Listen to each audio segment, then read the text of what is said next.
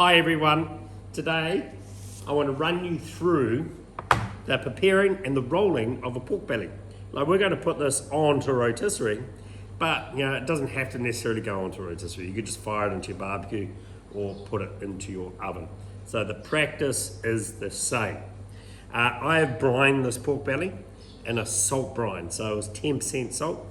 So per litre of water, you're adding 100 grams of fine uniodized salt. Whisk it, add your pork belly into it, leave it in there for 12 hours, and you will find the end result far better, far more flavoursome than if you didn't brine it. So go to your butcher, ask him for a whole pork belly. If it's got the bone in it, which this one has, even better. It's a little bit of a bonus. You get 2 dishes for the price of 1. Take your pork belly. First up, I'm going to remove this bone here. So just take a boning knife and just run your knife down on the inside of those bones, trying to keep as much flesh or meat on the belly and as little on the bone as possible. Just keep cutting that until you get to the end. And you'll see there's a natural progression where these bones come to an end. It comes up in like a V. So all I'm doing is I'm just cutting along these bones until I get to the last one, which is this little turny winey one there. Just keep cutting that until you get to the end of the bones. And you'll feel it when you get to the end, because that's the end there. Cut through, and then all you're doing is just removing this line of bones. And once you get to the end, it's as simple as that. You've got a nice little rack, like a pork rack, that you could rub it in a bit of meat rub, fire that onto your barbecue. You could wrap it up in some tin foil with maybe some hoisin, soy sauce, star anise, cinnamon, fully enclose it in that tin foil and then fire that onto your barbecue. Cook that long and slow. Delicious little ribs. So we'll pop that aside for now. Back to our pork belly. So this is not a huge pork belly. This is nice and small. And so what I want to do here is I'm just going to trim it up a little bit just to square it up. So I take that off. That can go in with my ribs when I go to cook it. And I'm going to roll this pork belly.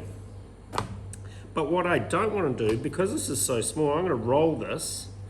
And the skin is actually going to roll inside the pork belly. And I don't want that. You don't want to have skin inside the roll, because that skin will go tough. And it won't break down. You want skin to be on the outside so it gets nice and crispy. So you've got the top of the belly here, and then you've got the bottom here. So you've got these little nipples running along there. I'm going to take those off. So I'm going to take my knife and I'm just going to cut through the skin all the way along. Just keep that cut nice and even all the way along there. Trim that guy up. I can go with my ribs, and then all you're doing is you're just cutting underneath and just cutting the thickness of the skin only, leaving the fat behind. So that's all gone now.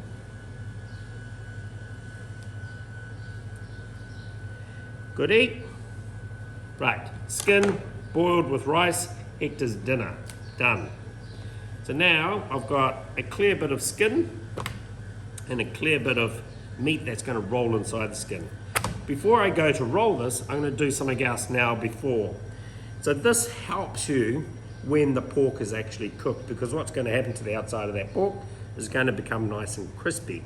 So it makes it quite difficult to cut, because you're trying to crack through that crust of the skin before you even get to the meat. And some people kind of struggle with that. So what I'm going to do is I'll just take the tip of the knife and I'm just going to run a series of scores. So those scores are just going through the skin.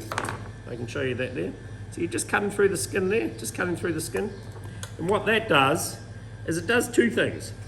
First thing, it enables you to get a little bit of salt and flavour down in amongst that skin to season it up. And then B, when it's cooked, all you need to do is just follow those lines when you cut and portion your pork up. So you're not cutting the skin, you're actually cutting between the skin where you've already portioned it up. So I'm going to go 1, 2, 3, 4, 5, 6, 7, 8, 9, 10, 11, 12. So I'm going to get 12 decent round rings of pork out of that. And that's pretty much it. That's the outside ready to rumble. So now we're going to roll the pork. But what I want to do is I want to get some flavour into it. So what we do is we take these anchovies and we just lay the anchovies on the inside of this pork belly. And what the anchovies do is they give you an amazing sort of after kick because you've got the natural salt within the anchovies, but then you also have the fishiness of the anchovy, which comes through at the end. So when you go to eat this pork, it's like, wow, this is delicious, but then you get the anchovy afterwards. Along with that, we're going to go with the zest of some lemon. That goes on. This is going to give you a little bitter tone, but you're also going to pick up all those lemon flavours coming through. Again, just building on the flavours that work really well with pork. Lemon and pork, delicious. We're kind of going down that road of, I guess, a salt and booker. And I'm adding the zest rather than the juice because I want the bitterness of the lemon, not necessarily the tartness. So you just go the zest. And then finally, I've got some sage leaves, which I'm just going to lay down the center before I roll up. And I will add a little bit of salt. And I'm just using flaky salt, not fine sea salt, just flaky, just because you get the crunch of that salt as you're eating the pork. And then it's ready to roll. So you just take your skin, bear in mind that's where we cut the skin away. So that's going to fold inside. Make that nice and tight. And then you roll that up into a nice little bundle. And then we go and we tie it. Okay, doesn't that look beautiful? So this is our rolled pork belly. But the thing is, if we put that in the oven now, what's going to do is it's just going to unravel. So we need to tie it up. So I've got some butcher's twine here. Just go to your local butcher and go, hey, can I buy a roll of butcher's twine? The difference between normal string and butcher's twine is this can handle quite a bit of heat. So you can cook your meat with it still being tight. And your string won't catch on fire. So the first little knot that we do here is basically just setting the shape. And so it's just a simple a simple granny knot. And so I just wind that around once, wind that around twice, 3 times, pull that down. And you don't want to pull too tight because otherwise it's just going to squirt out of both ends, particularly if you've got a lot of filling in there. I've just done that so that's nice and firm. So it holds the shape, but it's not squeezing the gibblies out of it. And then lock that off. So that's your first knot done, easy peasy. What butchers do is they will do one knot and then they'll cut, and then they'll do another knot and then they'll cut. So they're all individual. And the reason why they do that is you go into a butcher shop and go, I only want half of that, they can cut it, and the rest of it remains tied. Where today, we're going to cook this all, we're going to eat this all. So we can speed things up because individual knots take time. So what we do is you create 1 loop, 2 loop, that loop then goes over and you tighten it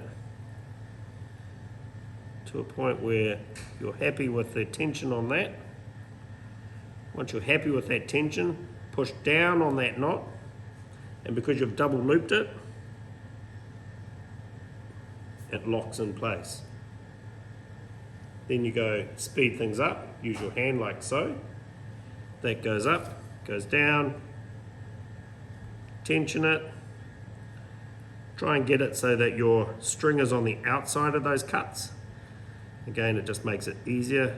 Once you're happy with that, push down, locks. 1, 2, over, push down, locks. And just keep going. 1, 2, all the way to the end.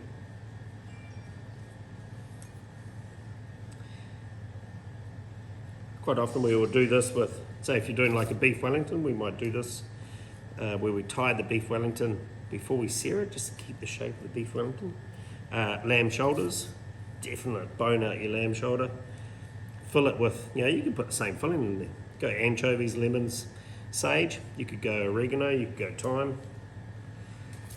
You can put some Dijon mustard in there. You could put anything. You can make a sourdough stuffing with some roasted garlic and plenty of grated Reggiano Parmigiano. Okay, so when you get down towards the end, I'll just tidy this up a little bit. One more to go. That goes all the way down to the end. And we just finish that off nicely at the end. That's the last one. Just cut that guy off, thread that underneath, and then just make a simple knot to finish it off. And that's it. So that's your pork belly all nicely tied up. So that's going to retain its shape. Now you can pop that in the fridge now, and then when you want to go and use it, just pull it out, thread it onto your rotisserie bar, and fire it into your Engel fire. Or you could season that up now. A little bit of oil, a little bit of salt on the outside, and you could fire that into your oven. So it's great. Nice, perfect rolled pork belly.